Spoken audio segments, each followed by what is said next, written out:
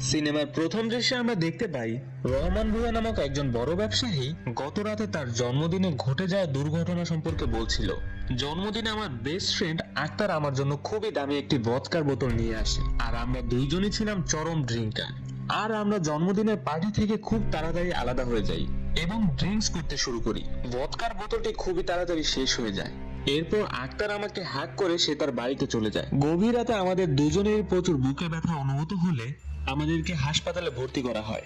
এরপর জানতে পারলাম আক্তারের আনা ভদকার বোতলে বিষ ছিল। এরপরে হাসপাতালে ভাগ্যক্রমে আমি বেঁচে গেলেও আক্তারকে আর বাঁচানো গেল না। রহমান ভূঁইয়া হাসপাতালে থাকা অবস্থায় ঘটনাগুলো সিআইডি অফিসার রাশেদকে বলতে থাকে। এইখানে সিআইডি রাশেদের ভূমিকায় অভিনয় করেছে আফরান নিশো। এই রাশেদ খুবই বুদ্ধিমান এবং সফল সিআইডি অফিসার। সব ধরনের হাই প্রোফাইল তদন্তে তাকে রাখা হয়। রাশেদ রহমান ভূঁইয়াকে জিজ্ঞেস করে আক্তার সাহেবের সাথে কি কারো কোনো শত্রুতা ছিল বা তাকে কেউ ডিস্টার্ব করছে এমন কিছু কি আপনি বলতে পারবেন? তখন রহমান ভূঁইয়া বলে, কিছুদিন যাবত দেখছি আক্তার খুবই টেনশনে থাকতো। এরপর রাশেদ তাকে সমবেদনা জানিয়ে সেখান থেকে উঠে আসার সময় তাকে আবার জিজ্ঞেস করে, কিছুদিন যাবত আক্তার সাহেবের বাড়ির বাহিরে লম্বা চওড়া শ্যামলা একজন লোককে ঘুরঘুর করতে দেখা গিয়েছে। আমরা তার বাড়ির সিসি ক্যামেরায় সেটা পেয়েছি। আপনি কি এমন কোন লোককে আক্তার সাহেবের সাথে কথা বলতে দেখেছিলেন? তখন রহমান বলে, কিছুদিন আগে এমনই একটি লোককে আক্তারের সাথে অফিসে চেঁচামেচি করতে দেখেছি, কিন্তু আমি খুবই ব্যস্ততার মধ্যে থাকায় জিনিসটি খেয়াল করিনি।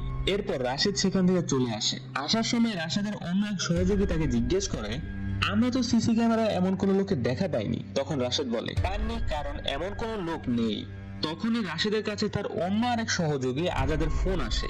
সে তাকে জিজ্ঞেস করে, তোমার কি রহমান সাহেবের স্টেটমেন্ট নেওয়া হয়ে গেছে? তখন রাশেদ বলে, হ্যাঁ হয়ে গেছে, আর আমার প্রাইমারি সাসপেক্টই রহমান সাহেব। রহমান সাহেব এই হত্যার সাথে কোনো না কোনো ভাবে জড়িত, কারণ বোতলের 75% মদ খেয়েও রহমান সাহেব এখনো বেঁচে আছে, কিন্তু মাত্র 25% মদ খেয়ে আক্তার সাহেব মারা গেল। এটা কি রহস্যজনক না? আজাদ রাশেদকে বোঝায় রহমান ভূঁইয়া একজন নামি দামি পার্সন। তাছাড়া আমার মনে হয় রহমান ভূঁইয়া শারীরিকভাবে খুবই সুস্থ, তাই 75% মদ পানের পরে তার কোনো কিছু হয়নি। কিন্তু আক্তার সাহেব শারীরিকভাবে হয়তো দুর্বল ছিল, তাই এই মদের বিষক্রিয়া সে সহ্য করতে পারেনি এবং মারা গিয়েছে। তখন রাশেদ আজাদকে জানায় বোতলের মধ্যে বিষ ছিলই না। আজাদ তাকে জিজ্ঞেস করে, তুমি কি ফরেনসিকের রিপোর্ট অস্বীকার করছো? তখন রাশেদ আবার বলে, আমি ফরেনসিকের রিপোর্ট অস্বীকার করছি না। বিষ মদের বোতলে ছিল না, বিষ ছিল মদে মিশানো বরফের মধ্যে। আর সেই দিন রহমান সাহেব খুব তাড়াতাড়ি মদ খাচ্ছিল কোনো বরফ ছাড়াই, আর অন্যদিকে সে নিজের হাতে আক্তারের মধ্যে বরফ দিচ্ছিল, আর আক্তার সাহেব খুব আস্তে আস্তে মদ খাচ্ছিল। আস্তে আস্তে বরফ গলতে থাকে আর মদের সাথে বিষ মিশতে থাকে, আর এই বিষ বরফে রহমান সাহেবই প্রয়োগ করেছিল। রহমান সাহেব নিজে একটু বিষ খেয়ে নেয়, কারণ সে জানতো হালকা একটু বিষ খেলে সে বড়জোর অসুস্থ হতে পারে, আর তার উপর থেকে সন্দেহ দূর হয়ে যাবে। এরপর রাশেদ নিজের সাথে কথা বলতে থাকে। সে বলতে থাকে, আমরা যখন কোনো কথা বানিয়ে বলি বা মিথ্যা বলি তখন সেটি আমাদের ব্রেনের ডান পাশে তৈরি হয়, আর যখন আমরা কোনো কথা সত্য বলি তখন সেটি আমাদের ব্রেনের বাম পাশে তৈরি হয়। তাই মানুষ মিথ্যে কথা বলার সময় তার চোখের মনি ডান পাশে চলে আসে, আর সত্য কথা বলার সময় তার চোখের মনি তার অজান্তেই বাম পাশে চলে আসে। তবে এটি সবার জন্য প্রযোজ্য না। 50 থেকে 55% লোকের মধ্যে এই ঘটনাটি দেখা যায়। রহমান সাহেবকে আমি যখন 5টি প্রশ্ন করি তখন প্রথম 3টে প্রশ্নের উত্তর সে সত্য দিয়েছিল, কারণ তখন তার চোখের মনি বাঁ দিকে মুভ করছিল। কিন্তু যখনই আমি তাকে শেষ 2টি প্রশ্ন করি তার চোখের মনি ডান পাশে চলে আসে, অর্থাৎ সে মিথ্যে কথা বলতে শুরু করে। এরপর সিন শিফট হয়। আমরা দেখতে পাই মেহজাবিন, যে এখানে নীলার চরিত্রে অভিনয় করছে, সে একটি জঙ্গলের মধ্য দিয়ে আহত অবস্থায় দৌড়ে পালাচ্ছে, আর তার পেছনে কালো মাস্ক পরা কিলার তাকে তাড়া করছে। হঠাৎ সে পড়ে গেলে কিলার তার কাছে চলে আসে এবং তাকে ছুরি দিয়ে পেটের মধ্যে আঘাত করতে থাকে। আসলে এটি ছিল নীলার একটি দুঃস্বপ্ন। আমরা দেখতে পাই নীলা গাড়ির মধ্যে ঘুমিয়ে পড়েছিল আর এই দুঃস্বপ্নটি দেখেছে। নীলা তার স্বামী সোহেলের সাথে হাসপাতালে এসেছে, কারণ সে এখন গর্ভবতী। বাচ্চার বর্তমান অবস্থা জানার জন্য সে হাসপাতালে আসে। সেখানে সে জানতে পারে বাচ্চা সুস্থ আছে এবং সে রেসপন্স করছে। এরপর আবার সিন শিফট হয়ে রাশেদের কাছে চলে আসে। রাশেদ ভিডিও প্লেয়ারে একটি ভিডিও দেখছিল আর কান্না করছিল। ভিডিওর মধ্যে এক মেয়ে বলছিল, আমি চলে যাচ্ছি, এইভাবে আর সবকিছু চালিয়ে নেওয়া যায় না, আমার দম বন্ধ হয়ে আসছে। ইচ্ছে ছিল এই ক্যামেরা দিয়ে অনেক কিছু করব, কিন্তু তার হলো না, তাই জীবনের শেষ মুহূর্তটা ক্যামেরা বন্দি করে রাখলাম। আমার এই অবস্থার জন্য কেউ দায়ী না। সেখান থেকে সিন চলে আসে সোহেলের বাড়িতে। সোহেলের বাবা মা সোহেলের শ্বশুরকে খুশির সংবাদ দেওয়ার জন্য ফোন দিয়ে বলে, বেআই সাহেব, আপনার মেয়ে তো মা হতে চলেছে, আর আপনি হতে চলেছেন নানা। আর কতদিন রাগ করে থাকবেন? নীলা তো আপনারই মেয়ে। এরপর সোহেলের শ্বশুর একটি ঝাড়ি দিয়ে ফোনটি রেখে দেয়। তখনই আমরা বুঝতে পারি সোহেল এবং নীলার বিয়েতে নীলার বাবা রাজি ছিল না, তাই এখন সে তার মেয়ের সাথে কথা বলা বাদ দিয়ে দিয়েছে এবং সোহেলের উপরও খুব ক্ষিপ্ত হয়ে আছে। তখন সোহেলের মা বলে, দেখলা লোকটা চরম খারাপ, তোমাকে আমি আগেই ফোন করতে নিষেধ করেছিলাম। আর তোমার তো ওই ব্যাপারটার কথা মনে আছে নাকি? কাল সকালেই ওই ব্যাপারটা নিয়ে সোহেলের সাথে কথা বলতে হবে। এরপর সোহেল দেখতে পায় খবরে রাশেদকে নিয়ে রিপোর্ট করছে, কারণ সে অল্প সময়ের মধ্যে আক্তার হত্যার রহস্য উদ্ঘাটন করে ফেলেছে এবং তার বন্ধু রহমানকে ধরে ফেলায় সবাই তাকে অনেক বাহবা দিচ্ছিল। তখন সোহেল নীলাকে বলে, দেখেছো আমার বেস্ট ফ্রেন্ড রাশেদ কত বড় হয়ে গিয়েছে, সে এখন কত ভালো অফিসার হয়ে গিয়েছে, ওকে ফোন দিয়ে আমাদের খুশির সংবাদটা জানিয়ে দিতে হবে। সোহেল রাশেদের কাছে ফোন করলো, কিন্তু রাশেদ ফোনটি রিসিভ করেনি, কারণ রাশেদ তখন খুবই ডিপ্রেসড ছিল। সোহেল মেসেজ করে রাশেদকে খুশির সংবাদটি দিয়ে দেয়। এরপর রাতে সোহেল তার বাবা মার সাথে খেতে বসে। সোহেলের মা নীলার খুবই যত্ন নিতে থাকে, কিন্তু সোহেলের ভাই মুর্তজা নীলার দিকে কুদৃষ্টিতে তাকিয়ে থাকে। খাওয়া শেষ করে মুর্তজা নিজের রুমে গিয়ে নীলার ছবি আপত্তিকর ভাবে এডিট করতে থাকে এবং মজা নিতে থাকে। তখন তাদের বাড়ির কাজের লোক এসে তাকে ডাক দিয়ে বলে, আপনাকে আপনার মা ডাকছে। অন্যদিকে নীলা এবং সোহেল ছাদে গিয়ে গল্প করছিল। সোহেল নীলাকে বলল, তুমি শুধু শুধু নাচটা ছেড়ে দিলে। তখন নীলা বলল, নাচটা আবার শুরু করবে ভাবছি। সোহেল বলে, তাহলে আজকে থেকে শুরু করে দাও, আমিও একটু তোমার নাচ দেখি। নীলা বলে, পাগল নাকি, গর্ভবতী অবস্থায় নাচবো? এর চেয়ে ভালো তুমি আমাকে একটি গান শোনাও। এখানে বলে রাখি, সোহেল একজন গুণী শিল্পী, তার অনেক ফ্যান ফলোয়ার্স রয়েছে। এরপর সিন আবার শিফট হয়। সোহেলদের বাড়ির কাজের মেয়ে সকালে যখন ঘর ঝাড়ু দেওয়া শুরু করে, তখন দেখতে পায় সোহেলের রুম থেকে রক্ত বের হচ্ছে। তখনই সে সোহেলের বাবা মাকে ডেকে আনে। এরপর সোহেলের বাবা একটি চাবি দিয়ে সোহেলের রুমের দরজা খুলে ভিতরে ঢুকে দেখে সোহেলের গলা কাটা, সে রক্তাক্ত অবস্থায় মেঝেতে পড়ে আছে। অন্যদিকে নীলা এখনো খাটে ঘুমাচ্ছে। তাদের চেঁচামেচিতে নীলা উঠে যায়, আর সোহেলের এই রক্তাক্ত অবস্থা দেখে নীলা অজ্ঞান হয়ে পড়ে যায়। সিন এবার ফ্ল্যাশব্যাকে তাদের ইউনিভার্সিটি লাইফে চলে যায়। সেখানে দেখতে পাই সোহেল নীলাকে খুবই পছন্দ করত, কিন্তু নীলার সাথে মারুফ নামে অন্য একটি ছেলের রিলেশন ছিল। এটা নিয়ে সোহেল খুবই ডিপ্রেস থাকতো। ভার্সিটি লাইফে রাশেদ ছিল সোহেলের সবচেয়ে বেস্ট ফ্রেন্ড। রাশেদের একটি গার্লফ্রেন্ড ছিল, যার নাম ছিল লুবনা। আমরা এই সিনেমার আগের দৃশ্যে যে ভিডিও দেখে রাশেদকে কান্না করতে দেখি, সেটা ছিল লুবনার ভিডিও। রাশেদ সোহেলের ডিপ্রেসড অবস্থা দেখে খুবই কষ্ট পেল। সেখান থেকে সিন বর্তমানে চলে আসে, যেখানে রাশেদ মর্গে যায় সোহেলের লাশটি দেখতে। ডাক্তারকে বলে, সোহেল আমার বেস্ট ফ্রেন্ড ছিল, তাই ওর কেসটি আমি নিয়েছি। ডাক্তার রাশেদকে বলে, সোহেলের রক্তে চেতনানাশক ওষুধ পাওয়া গিয়েছে, জবাই করার আগে তাকে অজ্ঞান করা হয়েছিল। গলা খুবই ছোট একটি অস্ত্র দিয়ে কাটা হয়েছে, হতে পারে সেটি ছোট একটি ব্লেড, তবে এখানে খুনি খুবই চালাক। তখন রাশেদ বলে, ছোট অস্ত্র ব্যবহার করার মূল কারণ হচ্ছে সেটিকে যাতে সহজে লুকানো যায় বা ধ্বংস করে ফেলা যায়। এরপর সোহেলের লাশ দাফনের জন্য বাড়িতে নিয়ে যাওয়া হয়। সেখানে নীলার বাবা আসে, নীলাকে সান্ত্বনা দেয় আর বলে, আমি আগেই জানতাম সোহেলের সাথে তোর ভবিষ্যৎটা ভালো হবে না।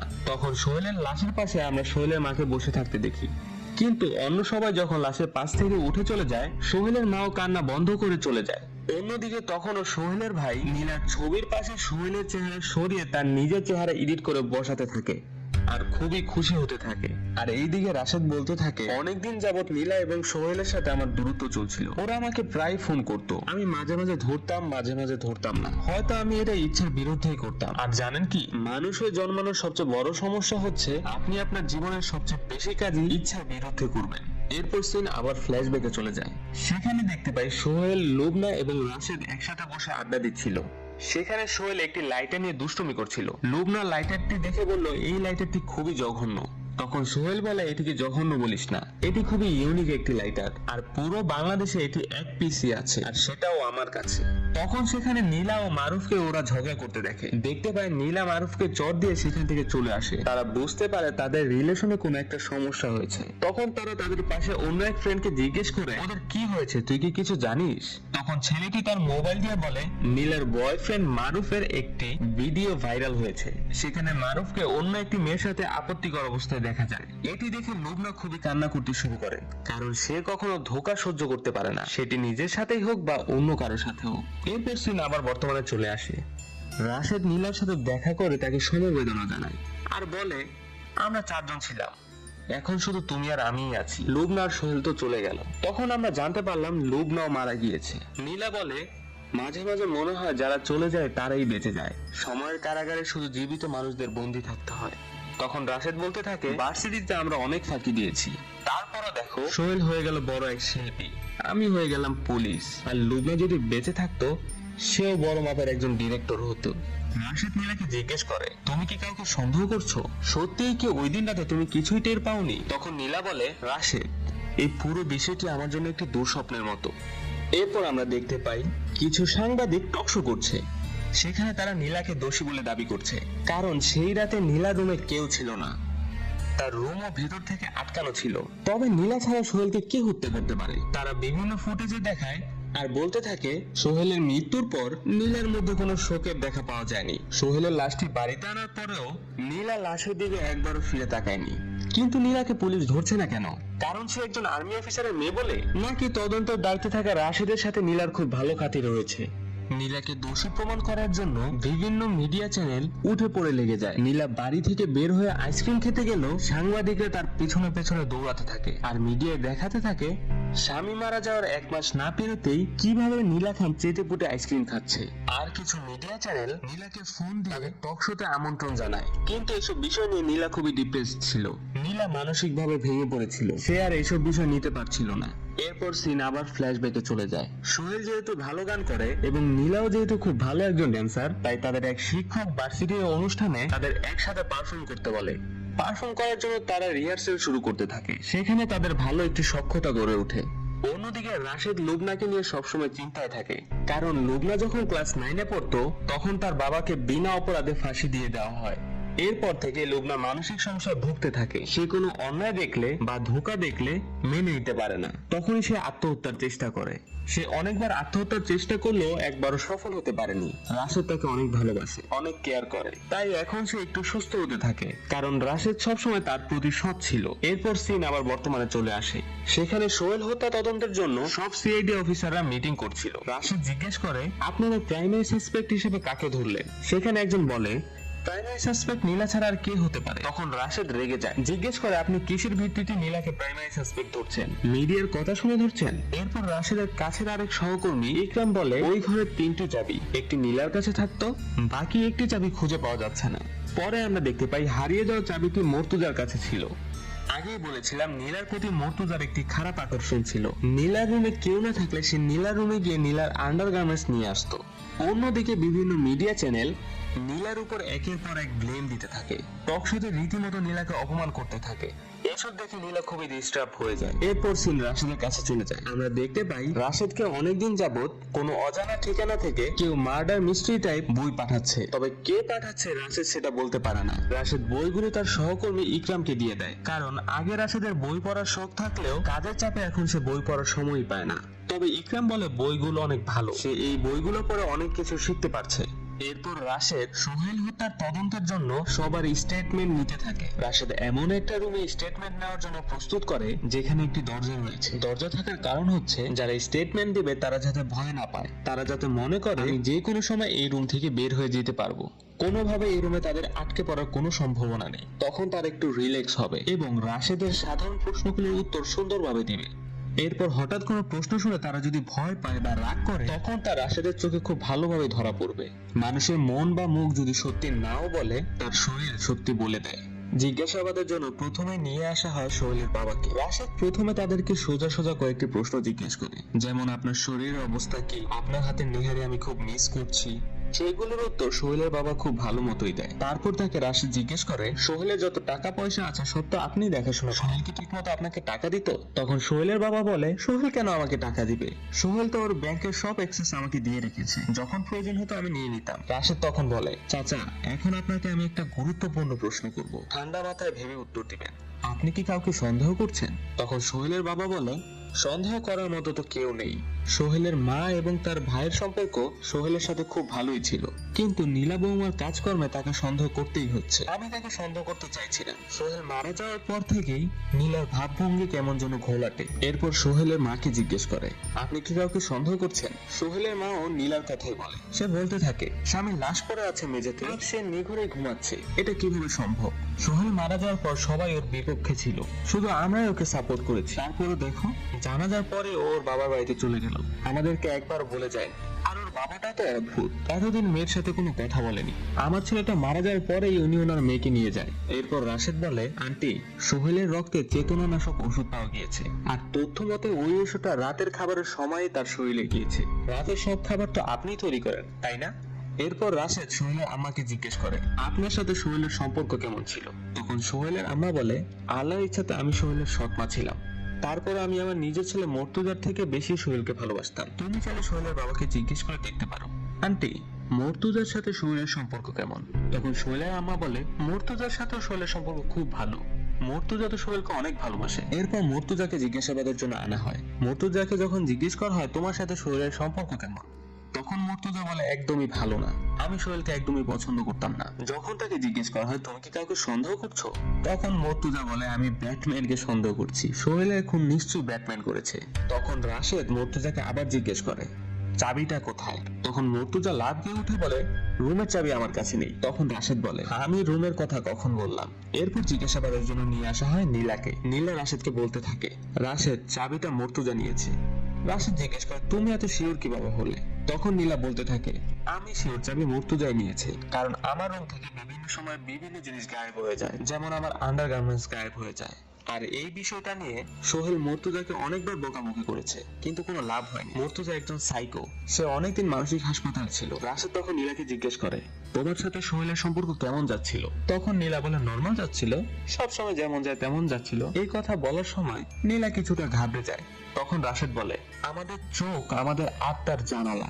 একজন সাধারণ মানুষ যখন সাধারণভাবে কথা বলে, তখন তার চোখ ব্লিঙ্ক করে এবং তার সংখ্যা হচ্ছে মিনিটে 8 বার। কিন্তু সে স্বাভাবিক মানুষের যখন অস্বাভাবিক আচরণ করে, তখন তার চোখের ব্লিঙ্কিং সংখ্যা খুব বেড়ে যায়। তোমাকে প্রথম প্রশ্ন করার সময় তুমি ঠিকভাবে উত্তর দিচ্ছিলে, তোমার চোখের ব্লিঙ্কিং ও সাধারণই ছিল, কিন্তু সোহেলকে নিয়ে জিজ্ঞেস করার পরেই তোমার চোখের ব্লিঙ্কিং অস্বাভাবিক হয়ে যায়। নীলা, কি লুকাচ্ছ? তখন নীলা বলে, আমি মিথ্যে বলছি না, আমাদের সবারই তো পাস্ট আছে, সিক্রেটস আছে। এরপর তাদের বাড়ির কাজের মেয়েকে জিজ্ঞাসাবাদের জন্য আনা হয়। কাজের মেয়েকে প্রশ্ন করার পর কাজের মেয়ে বলতে থাকে, এই বাসায় সবার মধ্যে কেমন জানি গোপন কিছু থাকে। আমার মর্তুজা ভাইকে সন্দেহ হয়, কারণ এই মানুষটা সুবিধার না। আমি অনেকবার দেখেছি মর্তুজা ভাই নীলা ম্যাডামের ছবি আপত্তিকর ভাবে এডিট করত। তাকে যখন আবার জিজ্ঞেস করা হয়, সোহেলের আব্বা আম্মার সাথে সোহেলের সম্পর্ক কেমন ছিল? তখন কাজের মেয়েটি বলে, ভালো ছিল না, তারা প্রায় টাকা পয়সা নিয়ে ঝগড়া লাগতো। সোহেল ভাইয়ের কাছে টাকা চাইলে সে দিতে চাইতো না। এরপর জিজ্ঞাসাবাদ শেষে রাশেদ যখন তার সহকর্মীর সাথে কথা বলে, তখন তার সহকর্মী তাকে জিজ্ঞেস করে, আজকে জিজ্ঞাসাবাদ থেকে কত দূরে গেলেন? তখন রাশেদ বলে, আমি এটা আশা করিনি, ওদের পরিবারের সবাই মিথ্যা কথা বলছে, একমাত্র কাজের মেয়েটা ছাড়া। কাজের মেয়েটাই একমাত্র সত্যি কথা বলছে। রাশেদ আরো বলতে থাকে, যখন কোনো মানুষ মিথ্যে কথা বলে, তার চোখের ব্লিঙ্কিং বেড়ে যায়। রাশেদ আরো বলে, মিথ্যুকরা কথা কম বলে, তাদের হাতের মুভমেন্ট খুবই কম হয়, তাদের আই ব্লিঙ্কিং খুব বেশি হয়, আর তাদের ঠোঁটের মাঝখানে কোনো ফাঁক থাকে না। তারা ঠোঁট দিয়ে জোর করে হাসতে চায়। আর যারা সত্যবাদী, তারা তাদের পুরো চেহারা দিয়ে হাসে। এরপর রাশেদের সহকর্মী তাকে জিজ্ঞেস করে, তাহলে আমরা পরবর্তীতে কি করবো স্যার? তখন রাশেদ বলে, আমি ভাবছি তাদের পিনোকিউ টেস্ট করাবো। পিনোকিউ টেস্টের পরে আমি বুঝতে পারবো তারা মিথ্যে বলছে। পিনোকিউ টেস্টের সময় একটি থার্মাল ক্যামেরা ব্যবহার করা হয়, আর কোনো ব্যক্তি মিথ্যে কথা বলার সময় তার নাকের পাশে এবং চোখের পাশে তাপমাত্রা বেড়ে যায়, যা থার্মাল ক্যামেরায় ধরা পড়ে। এরপর রাশেদ তার ফোনে একটি সংবাদ দেখতে থাকে। সেখানে দেখতে পায় সোহেলের ব্যক্তিগত আইনজীবী সোহেলের সব সম্পত্তির উইল প্রকাশ করেছে। সোহেল তার সব সম্পত্তির মালিকানা তার স্ত্রী নীলাকে লিখে দিয়ে গিয়েছিল। অন্যদিকে সোহেল খানের অনেক ফ্যান ফলোয়ার থাকায় তারা রাস্তায় প্রতিবাদ মিছিল করতে থাকে। তারা প্রতিবাদ জানাতে থাকে, নীলাকে কেন এখনো ধরছে না। তারা সবাই জানতো নীলাই আসলে খুনটা করেছে, কারণ তার পাশ থেকে তার স্বামী খুন হয়ে মেঝেতে পড়ে আছে আর সে দিব্যি ঘুমাচ্ছে। এটা কিভাবে হয়? তারা নীলার সাথে সাথে রাশেদকে আইনের আওতায় আনতে বলে। এরপর রাশেদ তার অন্য একজন সাসপেক্ট নীলার বাবাকে জিজ্ঞাসাবাদ করে। নীলার বাবা রাশেদকে জিজ্ঞেস করে, তুমি কি আমাকে সন্দেহ করছো? রাশেদ বলে, আসল খুনিকে না পাওয়া পর্যন্ত সবাইকেই সন্দেহ করতে হয়। তখন নীলার বাবা বলে, আমাকে সন্দেহ করে খারাপ করনি, কারণ সোহেলকে মারার জন্য আমি অনেকবার পরিকল্পনা করেছি। তারপর সে একটি সিনেমার কাহিনী বলে। সিনেমার কাহিনীতে থাকে, একটি দ্বীপে একটি শিকারী থাকে। তার দ্বীপে কোনো জাহাজ আটকা পড়ে গেলে সেই জাহাজের সব মানুষকে সে একে একে মেরে ফেলে। জাহাজের লোকেরা যখন ভয় পেয়ে দ্বীপের মধ্যে ঢুকে যায় তখন সে আরো খুশি হয়। সে আস্তে ধীরে মানুষকে মারতে থাকে। এরপর নীলার বাবা বলে, এই সিনেমাটা দেখার সময় আমি আমার নিজেকে শিকারী মনে করি, আর আমার ওই দ্বীপে শুধু একজনই শিকার থাকে, সেটা হচ্ছে সোহেল। এরপর রাশেদ জিজ্ঞেস করে, আপনি এখন সত্যিটা বলেই দিন, সোহেলের মৃত্যুতে কি আপনার হাত আছে কি নেই? তখন নীলার বাবা বলে, আমি একজন প্রশিক্ষিত মিথ্যাবাদী, আমি মিথ্যা কথা বললেও তুমি ধরতে পারবে না। তখন রাশেদ বলে, আপনি মিথ্যা কথা বলবেন মুখ দিয়ে, মুখের উপর আপনার কন্ট্রোল আছে, কিন্তু আপনার চেহারার উপর তো আপনার কন্ট্রোল নেই। আমি আপনার মিথ্যে ধরে ফেলবো আপনার চেহারা দেখে। তখন নীলার বাবা বলে, ও আমি তো ভুলে গিয়েছিলাম, তুমি তো একজন হিউম্যান লাই ডিটেক্টর, তোমার কাছে তো মিথ্যে বলা যাবে না। এরপর রাশেদ আবারও সোহেলের বাবা মাকে জিজ্ঞাসাবাদ করে, তাদেরকে সোহেলের উইল সম্পর্কে জিজ্ঞেস করে। তাদেরকে জিজ্ঞেস করে, সোহেল যে উইলে তার সব সম্পত্তি নীলাকে লিখে দিয়ে গেছে সেটা কি আপনারা জানতেন? তারা অস্বীকার করে। তারা বলে, না আমরা জানতাম না। কিন্তু যখন কাজের মেয়েকে এই বিষয়ে জিজ্ঞেস করা হয়, কাজের মেয়ে বলে, এই উইল সম্পর্কে সোহেল ভাইয়ের বাবা মা সবই জানতো। এই নিয়ে তাদের মধ্যে অনেকবার ঝগড়াও হয়েছে। উইলের ব্যাপারে শুধু জানতো না নীলা ভাবি। তখন আবার নীলাকে জিজ্ঞাসাবাদ করা হয়। তখন রাশেদ দেখতে পায় নীলার গলায় এখনো লুবনা দেওয়া সেই লকেটটা আছে। ঘটনা আবার ফ্ল্যাশব্যাকে চলে যায়। আমরা দেখতে পাই সোহেল এবং নীলার সম্পর্ক পরিণতি পেয়েছে। তখন রাশেদ এবং লুবনা তাদের জন্য একটি লকেট গিফট নিয়ে আসে। সেই লকেটে তাদের রিলেশনের অ্যানিভার্সারির তারিখ লেখা ছিল। তারা তাদের দুইজনকে দুইটি লকেট পরিয়ে দেয়। এরপর কাহিনী আবার বর্তমানে চলে আসে। রাশেদ পিনোকিও টেস্টের ফলাফল চেক করে এবং দেখতে পায় তার ধারণাই ঠিক ছিল। তাদের বাড়ির কাজের মেয়ে ছাড়া সবাই তার সাথে মিথ্যা কথা বলেছে। অন্যদিকে নীলার সাথে নীলার বাবার কথোপকথন দেখা যায়। সেখানে নীলার বাবা তাকে বলে, আমি আগেই বলেছিলাম সোহেল তোর জন্য ঠিক হবে না, আমার জন্য আমার মান সম্মান খুব বড় ছিল, তুই আমার মান সম্মানটা নষ্ট করে দিলি। এরপর আমরা দেখতে পাই নীলা সোহেলকে তার বাবার অমতে বিয়ে করেছে। তার বাবা অন্য জায়গায় বিয়ে ঠিক করলেও নীলা সোহেলকেই বিয়ে করে। এরপর নীলা একদিন কিছু একটা ভেবে ওই সাংবাদিকদের ফোন করে এবং তাদের বলে, আপনাদের টকশোতে আমি যেতে রাজি। তখন নীলাকে নিয়ে সে মিডিয়ায় একটি টকশোর আয়োজন করে। নীলা সেখানে গিয়ে টকশোর উপস্থাপককে জুতা পিটা করে আসে। এরপর সেই একই টকশোর সিন আমরা আবার দেখতে পাই। সেখানে একটি ব্রেকিং নিউজ দেখানো হয়। তখন উপস্থাপক বলতে থাকে, বিশ্বাসঘাতক, বেঈমান এবং খুনি, এই তিনটি বিশেষণে নীলার গায়ে এঁটে গেল। সেখানে দেখানো হয় বিউটিফুল মাদারল্যান্ড নামক ইউটিউব চ্যানেলের একটি ব্লগে নীলাকে অন্য একটি ছেলের সাথে রিসোর্টে দেখা গিয়েছে। এই খবর চারিদিকে ছড়িয়ে পড়ে এবং সবাই হাসাহাসি করে এবং রাশেদকে উদ্দেশ্য করে বলে, এবার তো আপনার নীলাকে গ্রেফতার করতেই হবে, এছাড়া তো আপনার কোনো উপায় নেই, নীলা তো পুরোপুরি ফেঁসে গিয়েছে, সোহেল পরকীয়ারই বলি হয়েছে। এরপর রাশেদ সিগারেট খেতে খেতে সিনেমা ফ্ল্যাশব্যাকে চলে যায়। ফ্ল্যাশব্যাকে আমরা দেখতে পাই মারুফের সাথে যে মেয়েটির আপত্তিকর ভিডিও ভাইরাল হয়েছিল সেই মেয়েটির সাথে মারুফের কথোপকথন। মেয়েটিকে মারুফ চিনতো না। মেয়েটি মারুফের কাছে এসে বলে, ভাইয়া আমি ভার্সিটিতে নতুন, শুনেছি আপনি খুব ভালো স্টুডেন্ট, আপনার কাছ থেকে আমার কিছু হেল্প লাগতো। তখন মারুফ তাকে বসতে বলে, আমি তাহলে কফি নিয়ে আসি, কফি খেতে খেতে তোমার সাথে গল্প করা যাবে। তখন মেয়েটি বলে, ভাইয়া আমাকে দেখে কি আপনার বেয়াদব মনে হয়, আমি কফি আনছি। তখন মেয়েটি কফি আনতে যায়। রাশেদ মেয়েটিকে দাঁড় করিয়ে কফির মধ্যে কিছু একটা মিশিয়ে দেয়। সেই কফি খেয়ে মারুফ অচেতন হয়ে পড়ে এবং সেই মেয়েটির কোলে ঢলে পড়ে। সেই মেয়েটিও মারুফকে অচেতন পেয়ে তাকে চুমু দিয়ে বসে। এই সব কিছু রাশেদ আবার অন্য দিক থেকে ভিডিও করে ফেলে। এরপর আমরা জানতে পারি এটি সবই ছিল রাশেদের প্ল্যান। রাশেদ টাকা দিয়ে মেয়েটিকে ভাড়া করে এনেছে। সে ভিডিওটি সোহেলকে নিয়ে দেখায় এবং বলে এটি ভাইরাল করে দিলে নীলার সাথে মারুফের রিলেশনটি নষ্ট হয়ে যাবে। কিন্তু সোহেল এতে প্রথমে রাজি হয় না। সে বলে, এই সত্য কোনো না কোনো দিন সবাই জেনে যাবে, তখন নীলা আমাকে অনেক ঘৃণা করবে, এটা করার দরকার নেই। পরে রাশেদ সোহেলকে অনেক বোঝায়। সোহেলও তো নীলাকে খুব ভালোবাসতো, তাই সোহেলও রাজি হয়ে যায়। এরপর ভার্সিটির মধ্যে মারুফ এবং সেই মেয়েটির ভিডিও ভাইরাল হয়ে যায় এবং নীলার সাথে মারুফের রিলেশনটি নষ্ট হয়ে যায়। তখনই সোহেল গিয়ে মারুফের স্থানটি দখল করে। সে নীলার সাথে রিলেশনে চলে যায়। কাহিনী আবার বর্তমানে চলে আসে। এরপর সবাই বিশ্বাস করতে থাকে খুনটি নীলাই করেছে আর সোহেল সে পরকীয়ার বলি হয়েছে। পরকীয়ার কারণে নীলা সোহেলকে খুন করেছে। তখন রাশেদ নীলাকে গ্রেফতার করতে আসে, কিন্তু নীলা তখনও বলছিল, বাবা আমি খুন করিনি। সে রাশেদকেও বলে, রাশেদ সত্যি কথা আমি খুন করিনি। কিন্তু রাশেদ কোনো কথা শুনে না। সে তাকে গ্রেফতার করতে যায়। তখনই রাশেদের কাছে একটি ফোন আসে। সে নীলাকে গ্রেফতার না করে সেখান থেকে চলে যায়। সে তার অফিসে গিয়ে দেখে অন্য একজন সোহেলকে হত্যা করার কথা স্বীকার করে নিয়েছে। হত্যার দিন সে সোহেলের বাড়িতে চুরি করতে যায়, কিন্তু সোহেল তাকে দেখে ফেলায় সে সোহেলকে হত্যা করে সেখান থেকে পালিয়ে চলে আসে। এইটি দেখে রাশেদ খুব হতাশ হয়ে যায়। সেই চোরটি মিথ্যা কথা বলছে, কিন্তু সেখানে কিছু করার ছিল না। সে হত্যার দায় নিজের ঘাড়ে নিয়ে নিয়েছে এবং সে কোর্টে জবানবন্দিও দিয়ে দিয়েছে। এরপর ঘটনা আবার ফ্ল্যাশব্যাকে চলে যায়।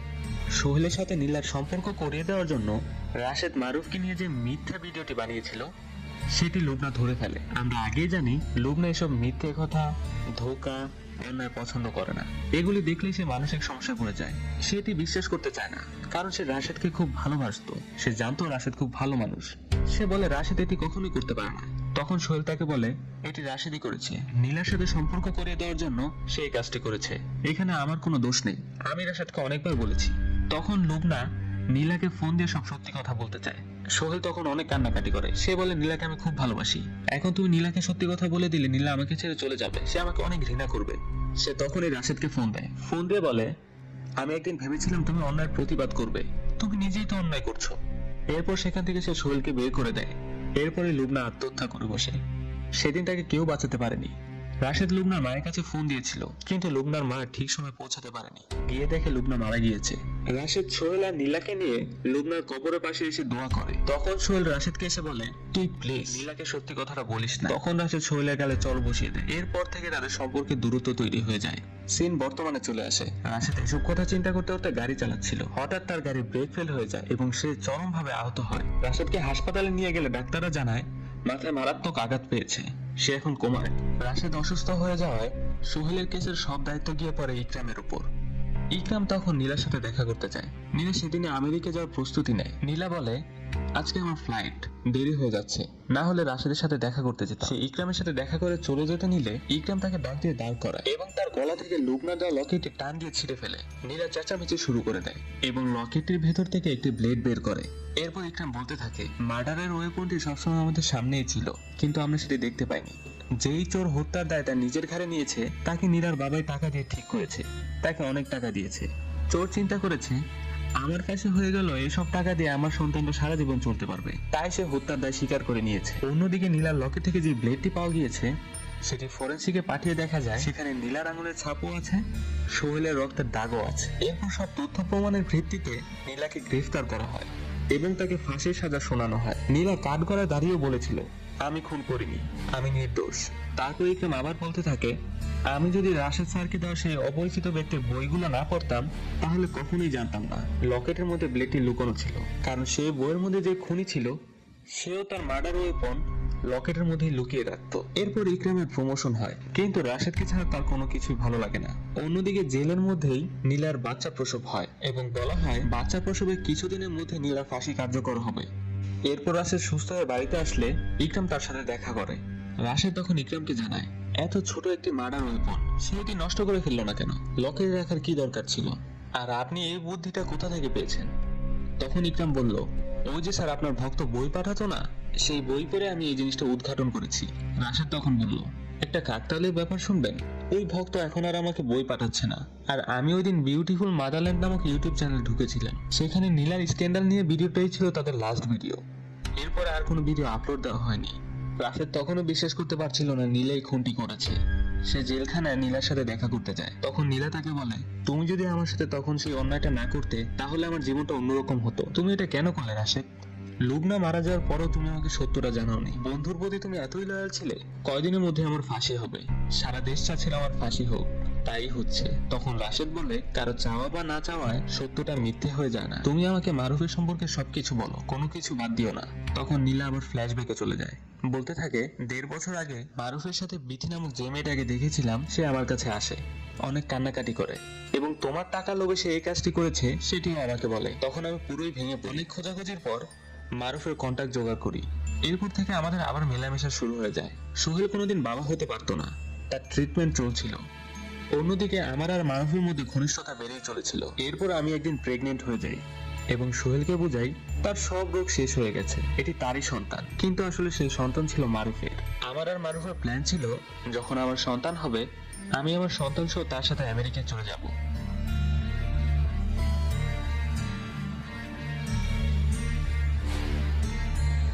তাই প্রেগনেন্টের খবর পেয়ে আমি সরাসরি মারুফের কাছে চলে যাই।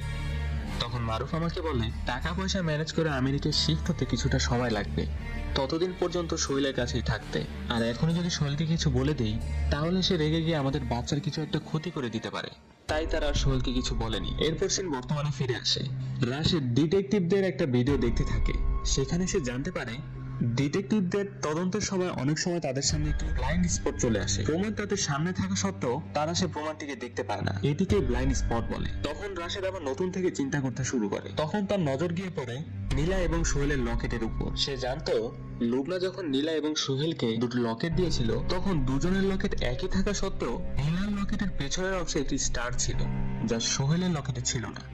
ইকরাম নীলার কাছ থেকে যে লকেটটি উদ্ধার করেছে সেটিতে কোনো স্টার ছিল না। তখন রাশেদ বলে আমাকে শ্রীমঙ্গল যেতে হবে। যে ইউটিউব চ্যানেল থেকে নীলা স্ক্যান্ডালের ভিডিও ভাইরাল হয়েছে আমার তাকে খুঁজে বের করতে হবে।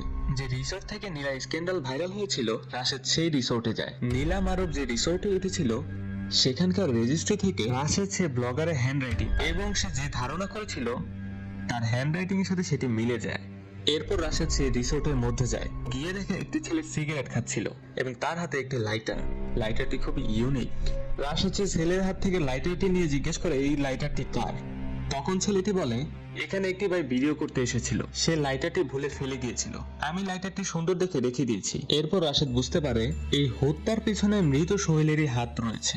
তখন রাশেদ ইকরামকে ফোন দিয়ে জিজ্ঞেস করে আমার কাছে যে বইগুলো পাঠানো হতো তার হ্যান্ডরাইটিংটি একটু চেক করো। এবং সে পরে জানতে পারে নীলাকে ফাঁসি দেওয়ার কথা ছিল 1 সপ্তাহ পরে, কিন্তু সেই ফাঁসি 1 সপ্তাহ এগিয়ে নিয়ে আসা হয়েছে, তার মানে আজই তার ফাঁসি। এরপর ইকরাম বলে আমি স্পেশাল কোর্ট বসাচ্ছি, আজকের জন্য অন্তত ফাঁসিটি স্থগিত করার চেষ্টা করছি। তখন রাশেদ একে একে সব সমস্যার জট খুলতে থাকে এবং বলতে থাকে নীলার যখন মারুফের সাথে ঘনিষ্ঠতা শুরু হয় তখন সোহেল সেটা টের পেয়ে যায় এবং সে মনে মনে নীলাকে ঘৃণা করতে থাকে। নীলা যে মারুফের সন্তানটা সোহেলের সন্তান বলে চালাতে নিচ্ছিল সেটা সোহেল জানতো। যেই নীলাকে সোহেল এত ভালোবাসতো সেই নীলার বিশ্বাসঘাতকতা সোহেল মেনে নিতে পারেনি। সে জানতো নীলার কখনো তাকে ভালোবাসবে না, তাই সে এমন আত্মবিধ্বংসী একটি পরিকল্পনা করল। যেই দিনই নীলার সন্তানের প্রথম হার্টবিট আসবে সেই দিনই সে তার নিজের হার্টবিট বন্ধ করে দিবে। এটাই হয়তো সোহেলের প্ল্যান ছিল। নিজের মার্ডারের প্ল্যানিংটাও সে অনেকদিন ধরেই করছিল। প্ল্যানিং এর অংশ হিসেবে সে আমারই ভক্ত, সে যে আমাকে বই পাঠাতে শুরু করে। তার মৃত্যুর পরও আমি যাতে শেষ বইটা পাই সেই ব্যবস্থা সে করে গিয়েছিল। সোহেলের ধারণা ছিল ভার্সিটি লাইফের বই পড়ার অভ্যাসটা আমার এখনো আছে। সোহেল ভালো করে জানতো তার মার্ডার হলে তার ইনভেস্টিগেশনে আমি কোনো না কোনো ভাবে জড়িত থাকবো। নীলা আর মারুফকে ফলো করে শ্রীমঙ্গলের ভিডিওটাও সোহেল বানিয়েছে ছদ্মবেশে। সেই ভিডিওটাকে জাস্টিফাই করার জন্য সোহেল তার চ্যানেলে আরো ভিডিও করে এবং চ্যানেলটি বুস্টিং এর মাধ্যমে অনেক বড় করে তোলে। আর ভিডিওটির শিডিউল তার হত্যার কয়েকদিন পর সেট করে যায়, যাতে তার হত্যার কয়েকদিন পর ভিডিওটি ইউটিউবে প্রিমিয়ার হয়। এছাড়াও নীলার উপর যাতে ব্লেম যায় সেই কারণে সোহেল তার সব সম্পত্তি নীলার নামে লিখে দিয়ে গিয়েছিল। সে চাইলেই নীলাকে হত্যা করতে পারত, কিন্তু সে চেয়েছিল পুরো দেশের কাছে নীলাকে ঘৃণার পাত্র বানাতে। সে চেয়েছিল নীলা তার সন্তানকে খুব কষ্ট করে জন্মদান দিবে, তার সন্তানকে সে কাছ থেকে আদরও করতে পারবে না। মৃত্যুর কয়েকদিন আগে সোহেল একটি ব্লেডের মধ্যে নীলার হাতের ছাপ নিয়ে নেয় এবং সে তাতে তার রক্তের দাগও লাগিয়ে দেয়। তারপর ব্লেডটি কোনোভাবে লকেটের মধ্যে দিয়ে দেয় এবং সেই লকেটটি নীলাকে পরিয়ে দেয়। মৃত্যুর দিন সোহেল নীলাকে অজ্ঞান করে ফেলে, এরপর নিজেও কিছু ঘুমের ওষুধ খায় যাতে সবাই জানতে পারে সোহেলকে হত্যার আগে তাকে চেতনানাশক ওষুধ খাওয়ানো হয়েছে এবং নিজের হাতের ব্লেড দিয়ে গলায় চালিয়ে দেয়। সোহেল জানতো গলার ঠিক কোন জায়গায় আঘাত করলে রক্ত আর থামবে না। এরপর সে ব্লেডটি বাথরুমের সিঙ্ক হোল দিয়ে ফেলে দেয়। মার্ডারের ওয়েপনটা চিরতরে ধ্বংস করে ফেলে ও কোনো রকমের বাথরুম থেকে নিজেকে বের করে রুমের মধ্যে নিয়ে যায়। ওর অনেক কষ্ট হচ্ছিল, কিন্তু প্রতিশোধ নেওয়ার ইচ্ছাটা হয়তো তার পেন কিলার হিসেবে কাজ করেছিল। লুটিয়ে পড়ার আগ মুহূর্ত পর্যন্ত সে নীলার দিকে তাকিয়েছিল, কারণ সে নীলাকে অসম্ভব ভালোবাসতো। কিন্তু সে ভালোবাসা বহু আগেই অসুস্থ রূপ ধারণ করেছিল, যেটা সোহেল নিজেও বুঝতে পারেনি। এরপর রাশেদ আবার বলে আমার ভক্ত এবং রিজোর্টের ব্লগারের হ্যান্ডরাইটিং হুবহু মিলে গিয়েছে। এছাড়া রিজোর্ট থেকে উদ্ধারকৃত সোহেলের লাইটারটি খুব বড় একটি এভিডেন্স। এই দুইটা এভিডেন্স নীলাকে নির্দোষ প্রমাণ করতে যথেষ্ট। আমি যদি সেদিন সেই অন্যায়টা না করতাম, নীলার সাথে মারুফের সম্পর্কটা ভেঙে না দিতাম, তাহলে হয়তো এমনটা আর হতো না। সোহেল, নীলা, মারুফ আর আমার লুবনার জীবন অন্যরকম হতো। আমার একটা অন্যায় সবকিছু উলটপালট করে দিয়েছে। এভাবেই শেষ হয়ে যায় রেড রাম সিনেমাটি। দর্শক, ভিডিওটি আপনার কেমন লাগলো অবশ্যই কমেন্ট বক্সে জানাবেন। এমন দারুণ দারুণ মুভির এক্সপ্লানেশন জানতে আমাদের চ্যানেলটি সাবস্ক্রাইব করে দিবেন।